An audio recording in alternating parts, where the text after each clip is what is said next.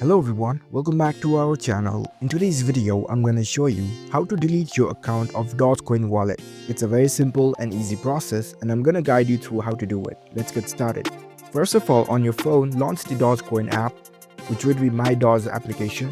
So launch the app. Once you're in the app, make sure that you're logged in with your account.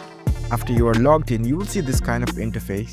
Now, in order to delete your account, you need to head over to your profile section. Here you can see the profile icon at the top left corner, tap on it. Now from the given menu, choose the settings and support option. Once you're in the settings page, here you can see manage wallet option, tap on it. Now you can find the delete wallet option over here.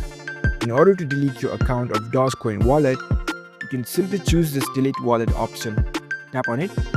It will prompt you with reconfirmation if you really want to delete your wallet, so you can choose delete wallet option again and your account will be deleted. So that's it. That's how you can delete your Dogecoin wallet account. If you found this video helpful, don't forget to give this video a thumbs up and subscribe to our channel for more tech tips. Thank you for watching.